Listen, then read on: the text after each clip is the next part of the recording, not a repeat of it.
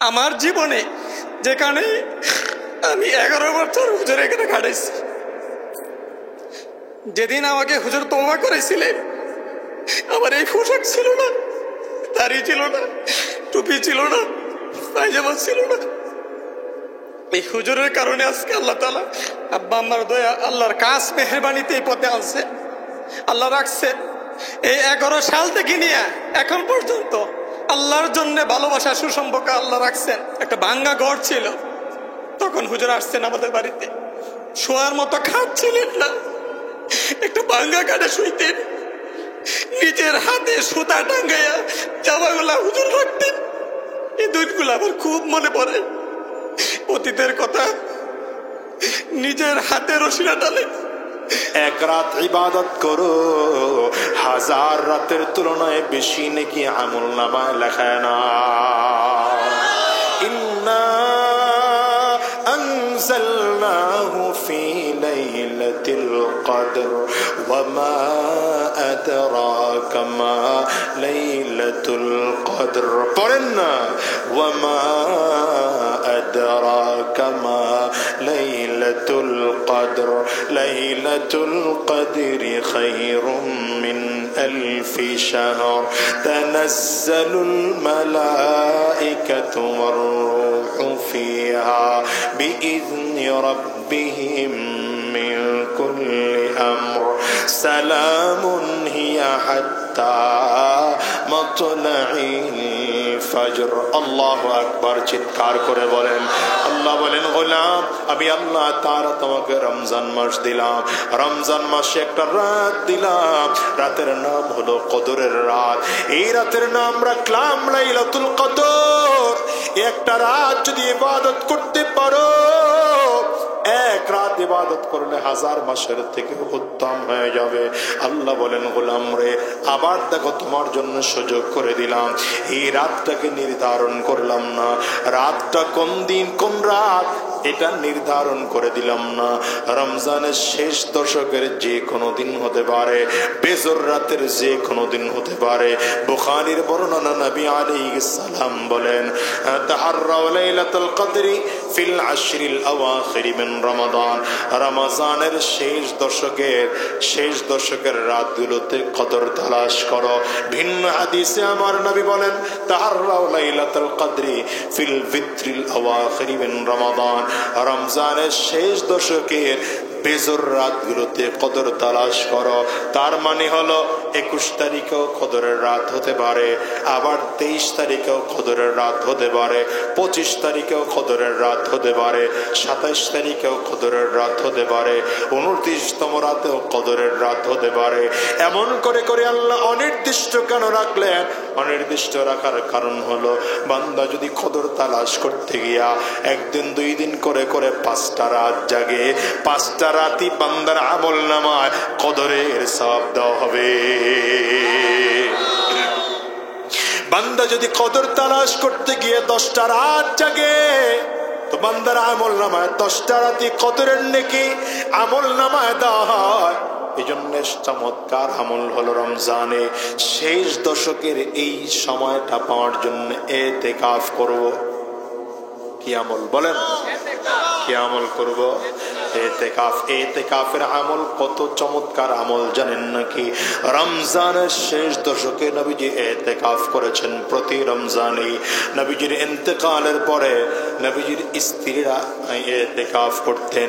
নবী আলাইহিস সালাম বলেন, যেই মানুষটা আল্লাহ পাকের সন্তুষ্টি অর্জনের জন্য একদিন এতেকাফ করে, আল্লাহ তাআলা জাহান্নাম থেকে তার থেকে 3 খন্দক দূরে সরিয়ে দেয়। কত খন্দক দূরে সরায়? খন্দক বলতে কি বুঝেন? খন্দকটা বোঝা দরকার।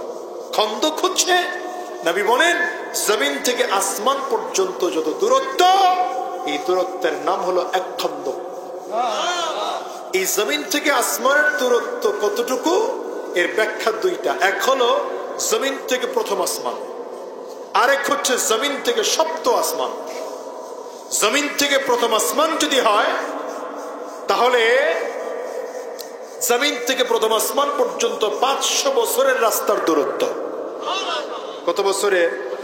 তাইলে এক এক দিন ইতিকাফের বিনিময়ে এইভাবে 3 বার, তার মানে 1500 বছরের রাস্তা জাহান্নাম দূরে সরে যায়। আরেক ব্যাখ্যা যদি এটা ধরা হয় জমিন থেকে 7 আসমান, তাইলে এক আসমান থেকে আরেক আসমানের দূরত্ব আরো 500 বছরের, তাহলে 7 আসমানের দূরত্ব কত? 3500। আল্লাহু আকবার। কত বছর? 3500। আবার আসমানটাও মোটা, এত মোটা 500 বছরের দূরত্বের মোটা, তাহলে কত হইল? আরো 35। 35 আর 35 কত হয়? 7000 বছর।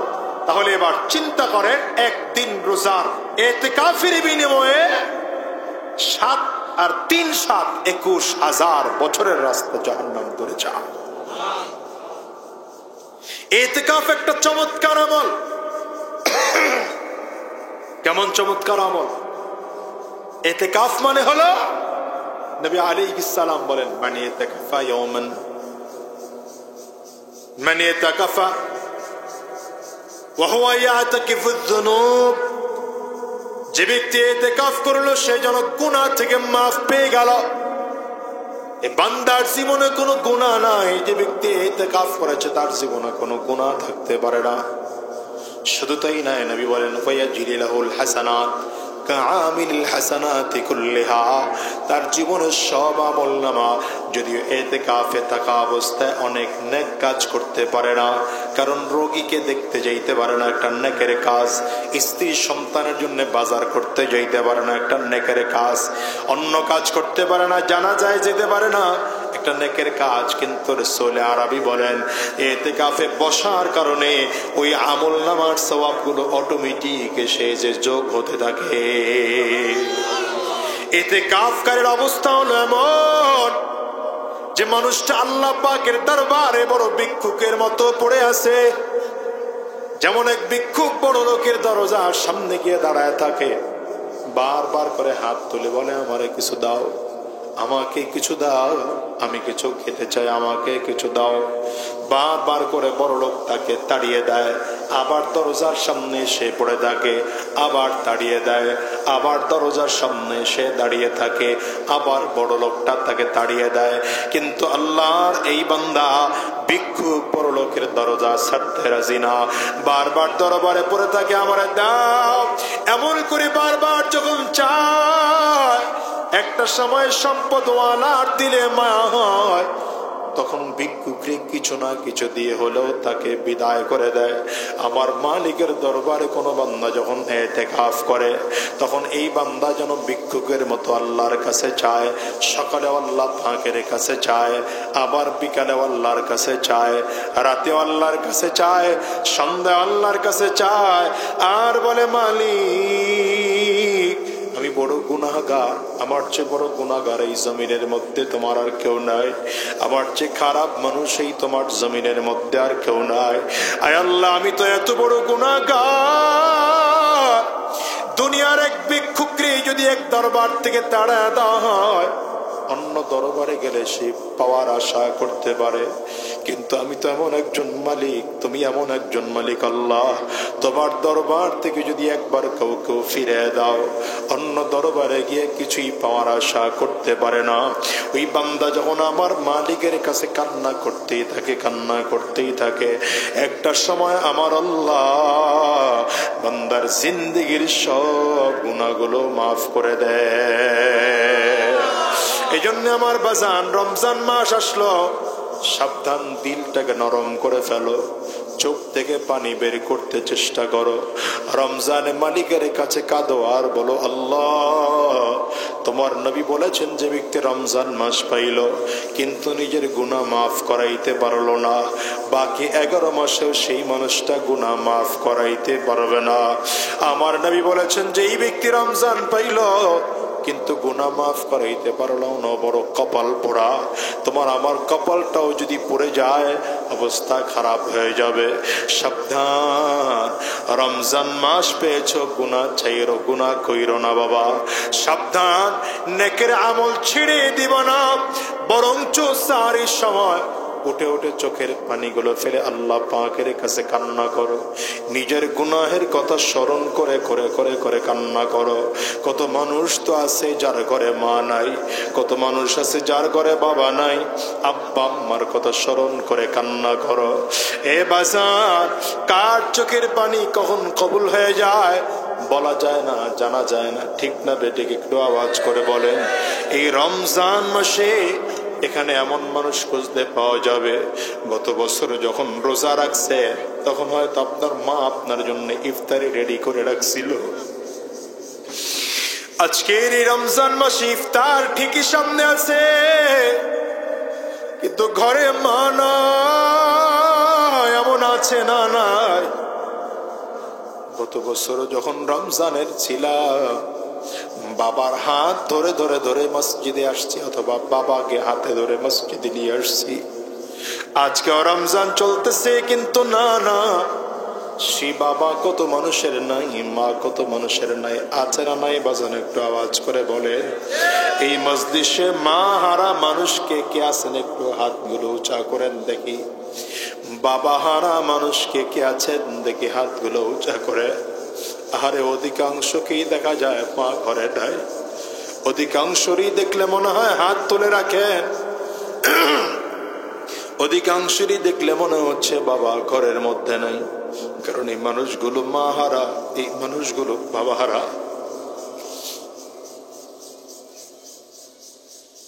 আমি আজাদিও তো আমার ঘরে মা হারাইছি বাজার।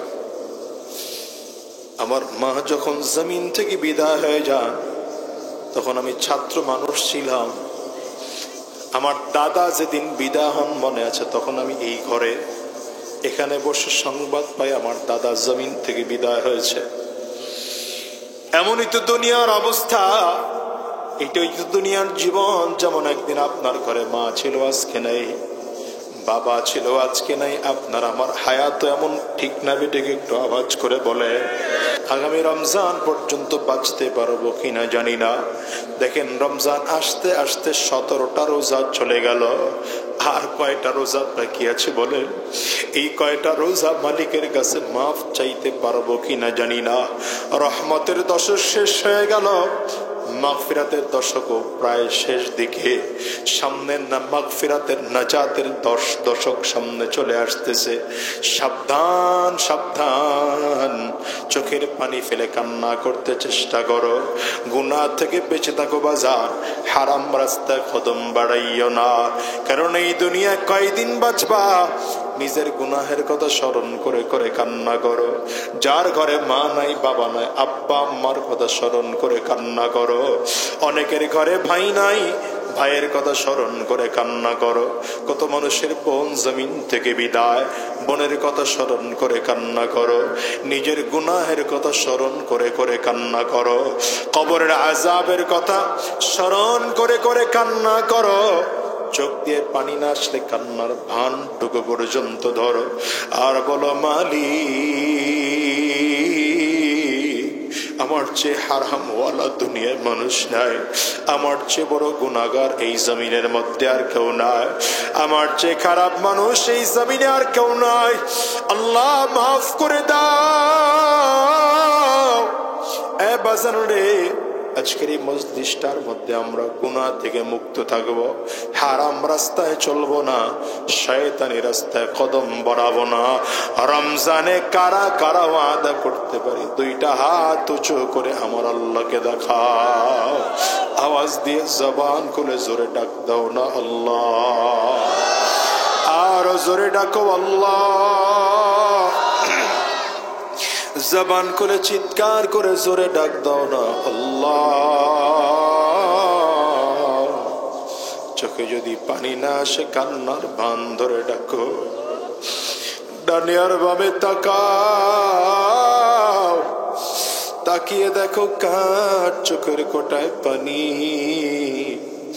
ওই মানুষটার দিকে তাকিয়ে নিজের নিজে ধিক্কার মারো, আর চোখের পানি ফালাইয়া আমার মালিকের ডাক দাও না আল্লাহ।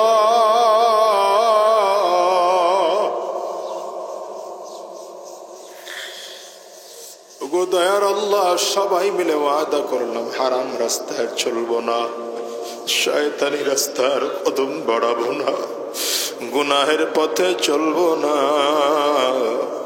আল্লাহ তুমি কবুল করে নাও, কবুল করে নাও। জবান খুলে বলো আমিন। রমজান মাস হলো 12 মাসের মধ্যে সব থেকে দামি মাস। 12 মাসের মধ্যে সব থেকে দামি মাস। কথা বললেন, 12 মাস থেকে দামি মাসের নাম কি? রমজান। রমজান মাস এত দামি হলো কেন? এই মাসে কোরআনুল কারীম নাজিল হয়েছে। বলেন রমজান মাস দামি হইল কেন? দেখছেন সবাই কয় না। রমজান মাস দামি হলো কেন? রমজানের একটা রাতে কোরআন নাজিল হয়েছে। কোন রাতে?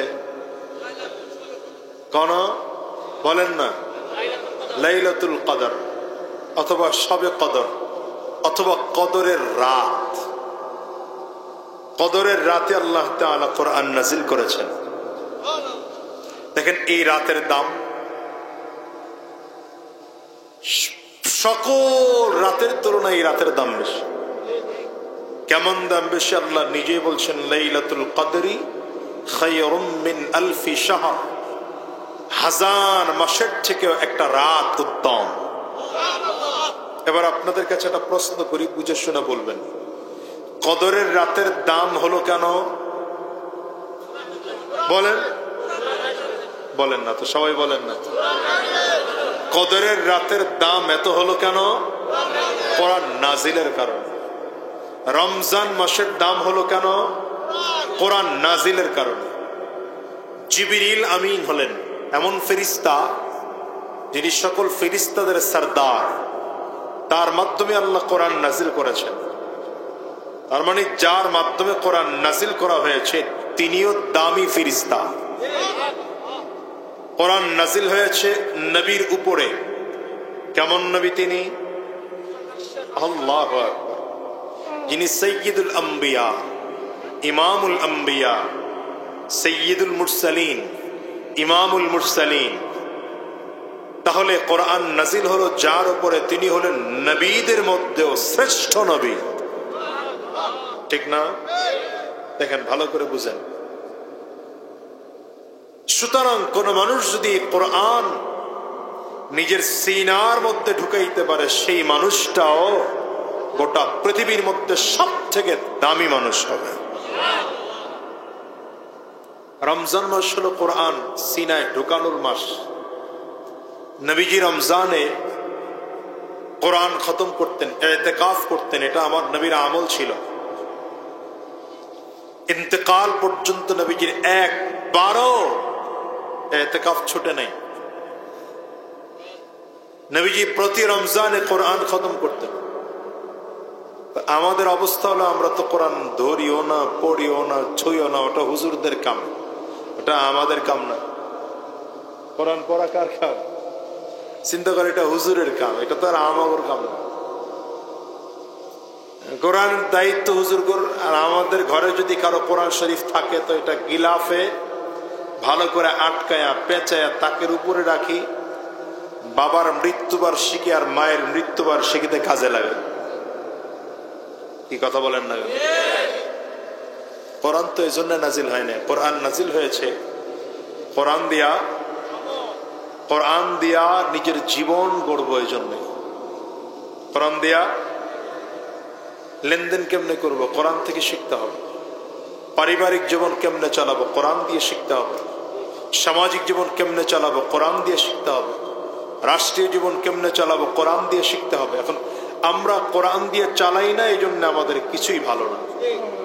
কথা বলে না? আপনার আমার সাংসারিক জীবনে অশান্তি কেন বলেন? কোরআন নাই। কথা বলেন। আপনার আমার সংসার কি দিয়ে চলে না?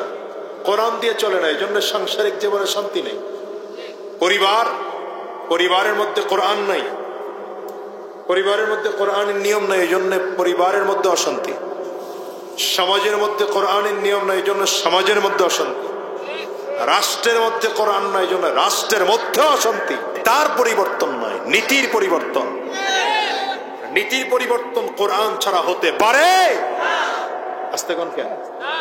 নীতির পরিবর্তন কোরআন ছাড়া হতে পারে? বদরের যুদ্ধের ইতিহাস থেকে আমরা জানি কাফেরদের সংখ্যা 1000-এর উপরে, মুসলমানদের সংখ্যা 313 জন, হাতে গোনা। 3 ভাগেরও 1 ভাগের তুলনায়ও কম। কি কথা বল না? 1000 যদি কাফির হয়, মুসলমানদের সংখ্যা যদি মাত্র 313 জন হয়, তাহলে 1/3 চেয়েও কম না? বিজয় কাদের আসছিল? তো বাংলাদেশে 92% মুসলমান, এদেশে ইসলাম কায়েম হয় না কেন? বুঝা গেল আমরা নামে মুসলমান কিন্তু কামে জন্য কাজের মুসলমান হও, কাজের মুসলমান হও। যে মুসলমানদেরকে দেখলে কাফির গুলো থরথর করে কেঁপেছে, ওই রকম মুসলমান হও।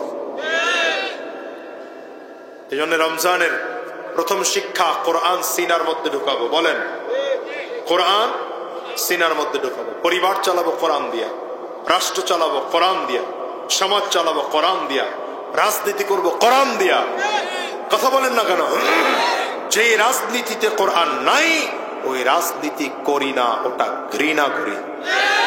আল্লাহ তাআলা বলেন, রোজা কেন ফরজ করলাম? লাআল্লাকুম তাত্তাকুন, যেন তোমরা তাকওয়াবান হতে পারো, পরহেজগার হতে পারো। কি হতে পারো? তাকওয়াবান। তাকওয়াবান মানে কি? আল্লাহ তাআলা রোজার মাধ্যমে গুনাহ মুক্ত হতে শিখাইছেন, যেন আমরা গুনাহমুক্ত হতে পারি, যেন আমরা নেকের কাজ ধরতে পারি। সবথেকে বড় শিক্ষা রমজানে আল্লাহ বাউন্ডারি শিখাইছে। রমজানের রোজা ভাঙার জন্য 1 প্লেট ভাত খাইলেও যেমন রোজা ভাঙবে, একটু 1 গ্লাস 1 ঢোক পানি খাইলেও রোজা না থাকবে? বলে না, আপনি ইচ্ছা করে খাইছেন। হ্যাঁ,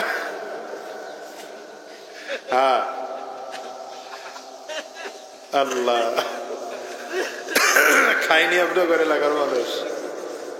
রমজান মাসে তো কিছু দোকানের উপরে পর্দা ফরজ হয়ে যায়। মহিলা করে বোরকা কিনে দেওয়ার তৌফিক হয় না, দোকানরে বোরকা কিনে দেয়।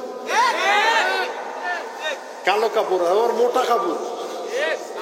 কি কথা কন না কেন? নিজের বিবিটারে ওর সৌন্দর্য প্রকাশ করে দেখাইতেছে, পাতলা কাপড় কিনে দিছে, আর দোকান রে ঢাইকা রাখার লাইগা মোটা কাপড় কালো।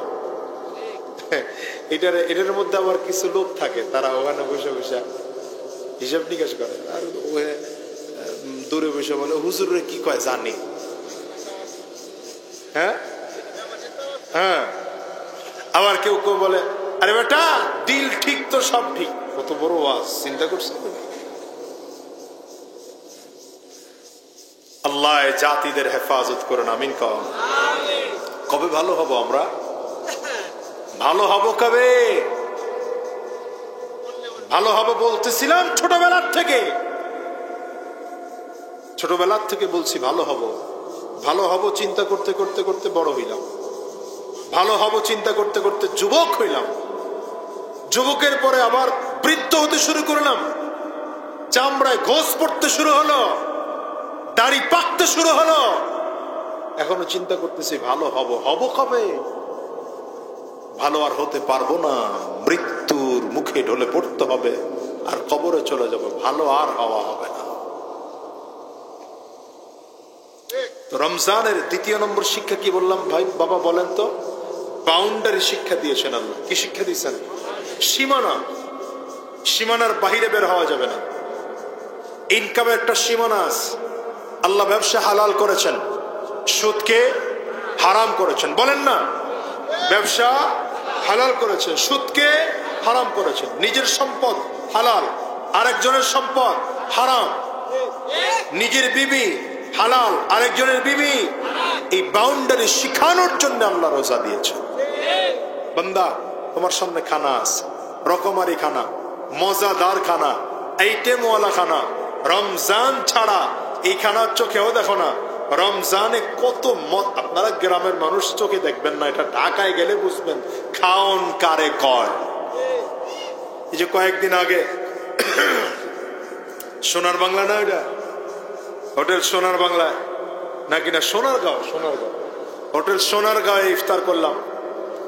এক একজনের জন্য বাজেট 5,000 টাকা, এক একজনের জন্য। খাইবেন কি আপনি?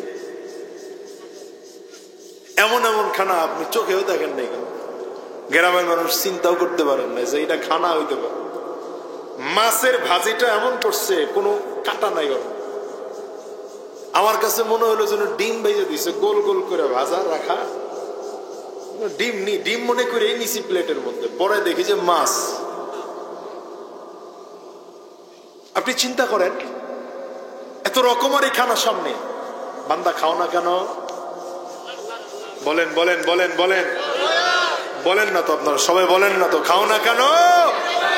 আল্লাহ 1 মিনিট বাকি আছে, এখনো খায় না।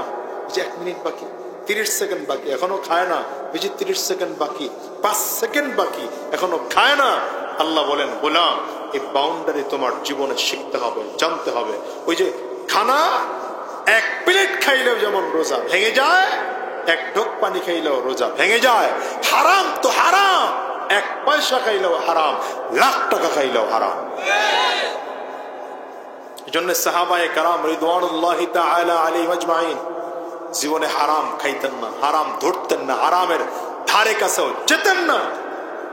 আর আমরা তো হারাম, সুদ নাই, ঘুষ নাই, ভালো নাই, মন্দ নাই, পাক নাই না পাক নাই, জায়েজ নাই না জায়েজ নাই, যা মনে চায় তা খাই। আরে ভাই, মুসলমানের নাম তো এটা, সে বাউন্ডারির মধ্যে চলবে, সীমানার মধ্যে চলবে, সীমানার বাহিরে চলবে। অমুসলিমরা, ওদের কোনো সীমানা নাই। মুসলমানদের সীমানা, কথা কন না, মুসলমানদের সীমানা। দেখেন, এই মুসলমান দুনিয়াতে আসছে সবার পরে। শেষ নবীর উম্মত জনাবে মুহাম্মদুর রাসূলুল্লাহ সাল্লাল্লাহু আলাইহি ওয়াসাল্লামের উম্মত দুনিয়া আসছে সবার, কথা কন না, দুনিয়াতে আসছে সবার, জান্নাতে যাবে সবার আগে। সুবহানাল্লাহ কইবেন না? এটা একটা আশ্চর্যের ব্যাপার না? অযৌক্তিক কথা না? দুনিয়াতে যদি সবার পরে আসি, তাহলে জান্নাতে যাওয়ার কথাও তো সবার পরে, আগে কেন যাব? ওদিকে আল্লাহ তাআলা কোরআনে বলেন, লা ইয়াযলিমু রাব্বুকা আহাদা, লা ইয়াযলিমু রাব্বুকা আহাদা। এই গোলাম, কিয়ামতের ময়দানে কারো সাথে আমি আল্লাহ তাআলা জুলুম করব না, কারো সাথে জুলুম করা হবে না। আল্লাহ কিয়ামতের ময়দানে কারো সাথে জুলুম করবেন না। তাইলে আবার শেষ নবীর উম্মত কেমন করে আগে আগে জান্নাতে যায়? দেখেন তো শেষ নবীর উম্মত কেমন করে জান্নাতে যাবে। রাসূল আরবি সাল্লাল্লাহু আলাইহি ওয়াসাল্লাম বলেন, কিয়ামতের ময়দানে আমাকে ডাকা হবে জান্নাতের গেট খুলে দেওয়ার জন্য। নবী আমার বলেন, কারণ হলো আমি নবীর হাতে জান্নাতের গেটের চাবি কাটি থাকবে। আমি আমার হাতের চাবিটা দিয়া জান্নাতের গেটটা খুলে দেব। নবী আমার বলেন, আমি নবীর আগে কেউ জান্নাতে ঢোকার পারমিশন টুকু পর্যন্ত পাবে না। সবার আগে আমি নবী জান্নাতের মধ্যে ঢুকবো, আমার পরে অন্যান্য নবীরা জান্নাতের মধ্যে ঢুকবে। রাহমাতুল লিল আলামিন বলেন, আমি নবী জান্নাতে ঢোকার পরে অন্যান্য নবীরা জান্নাতের মধ্যে যাবে। নবীদের যাওয়ার সিরিয়াল যখন শেষ হয়ে যাবে, সবার প্রথম আবু বকর সিদ্দিককে জান্নাতে ঢুকতে বলা হবে। তার মানে নবীদের জান্নাতে যাওয়ার সিরিয়াল, উম্মতের জান্নাতে যাওয়ার সিরিয়াল শুরু। অথচ হায়াত খুব কম। মুসা আলাইহিস সালামের উম্মতের হায়াত বেশি ছিল, অন্যান্য নবীর উম্মতের হায়াত অনেক বেশি ছিল। তো আমার আপনার নবীর উম্মতের হায়াত গড় খুব কম।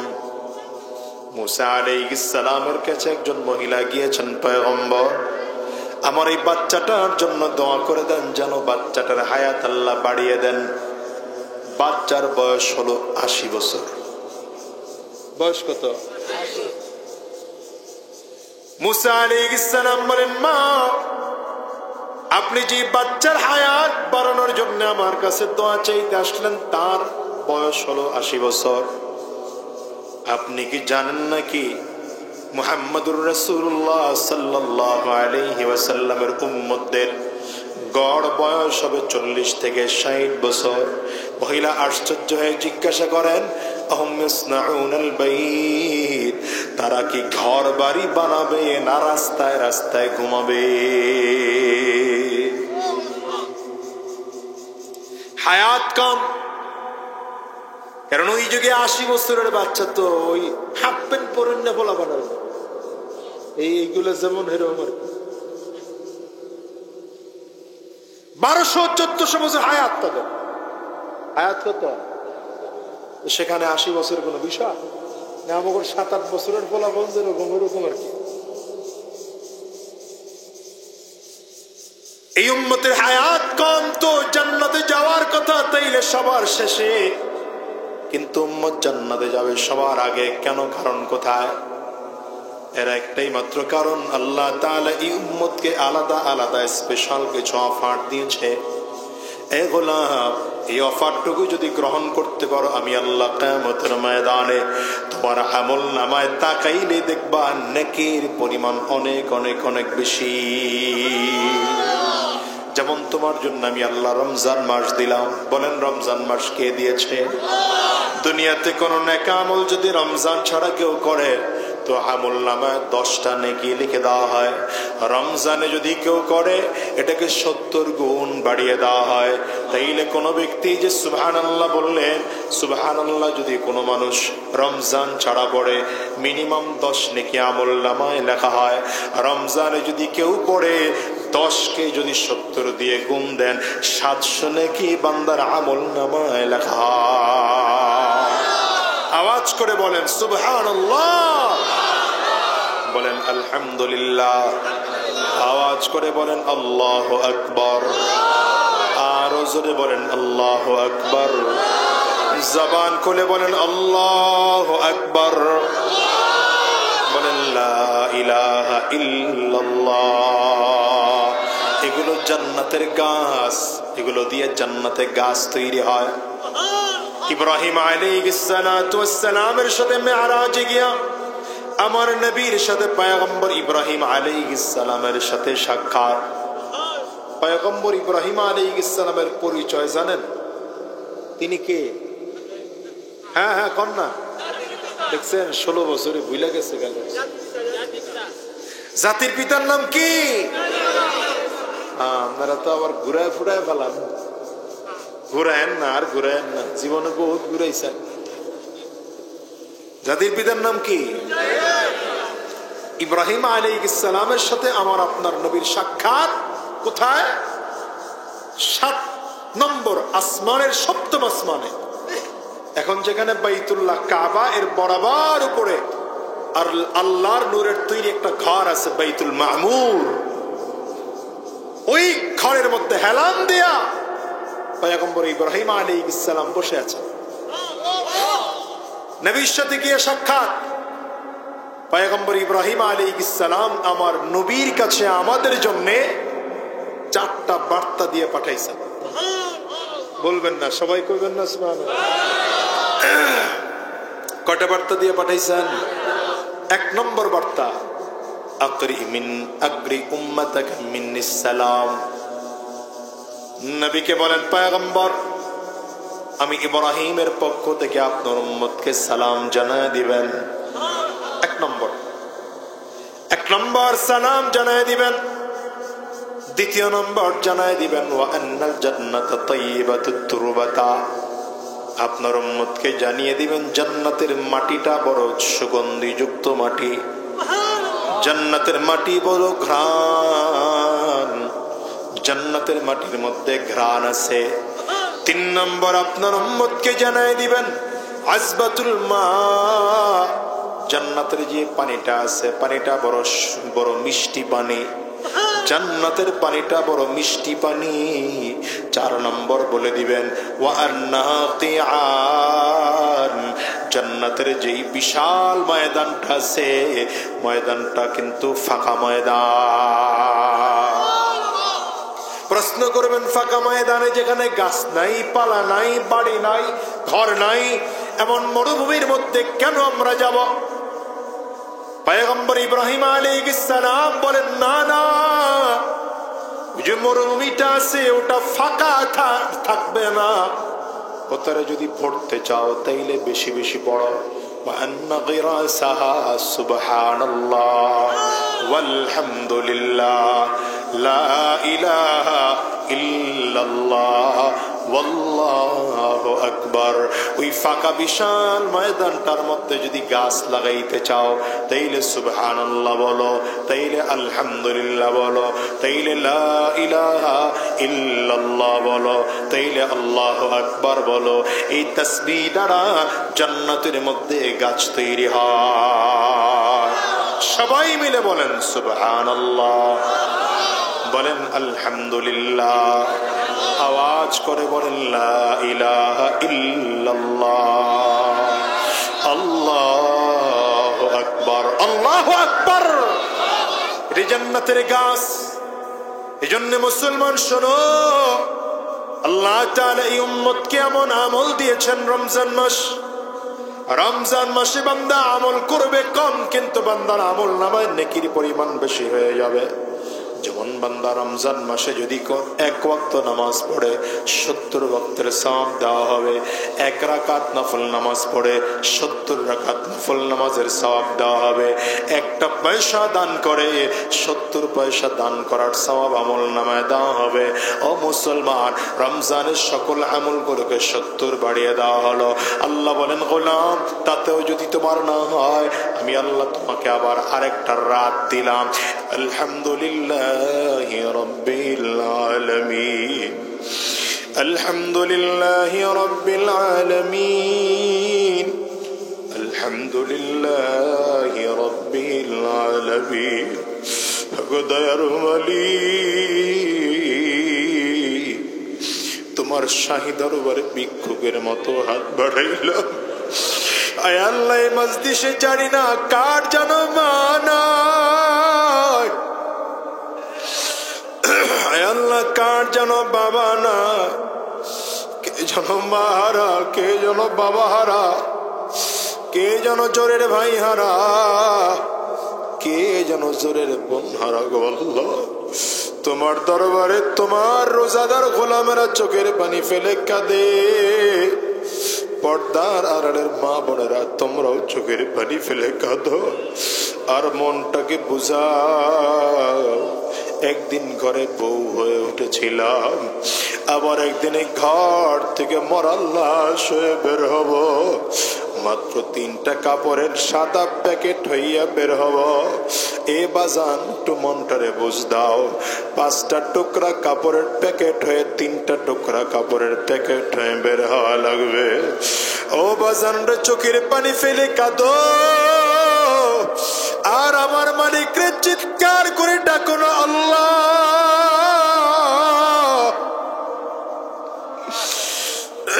চোখে যদি পানি না আসে, কান্নার ভান ধরে ডাকো, আমার মালিকরে জোরে ডাকো না, আল্লাহ।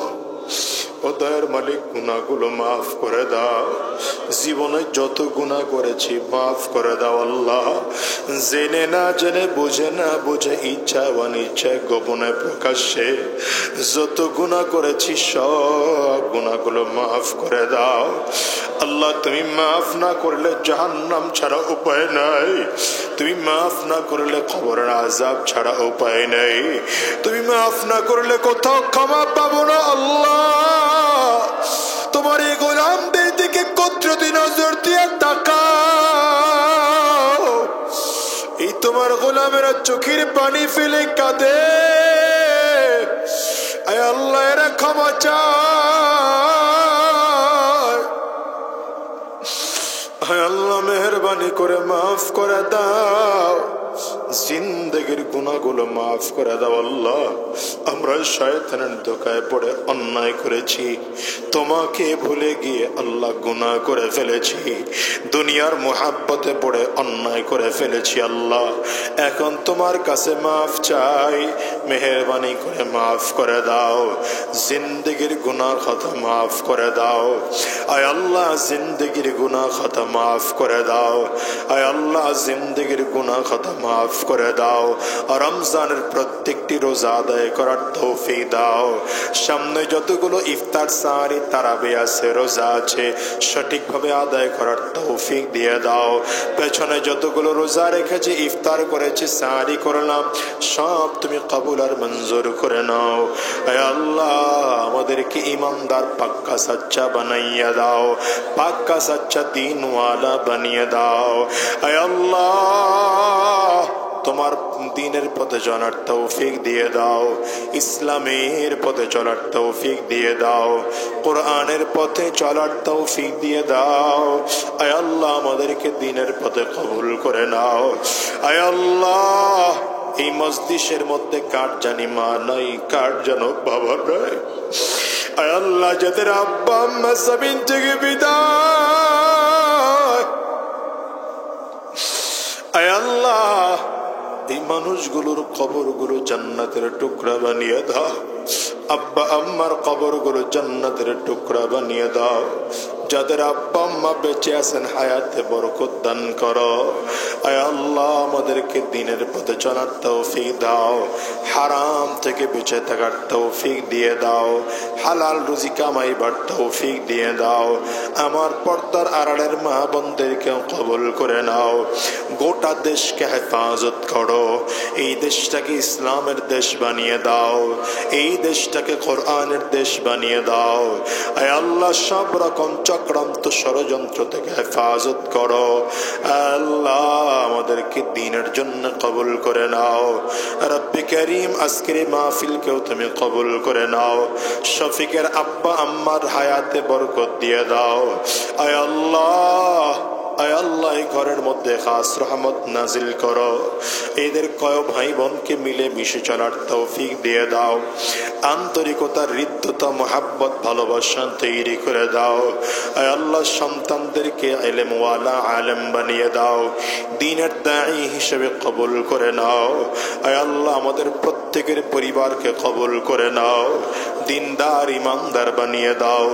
সুবহানা রাব্বিকা রাব্বিল ইজ্জাতি আম্মা ইয়াসিফুন ওয়া সালামুন আলাল মুরসালিন ওয়াল হামদুলিল্লাহি রাব্বিল আলামিন।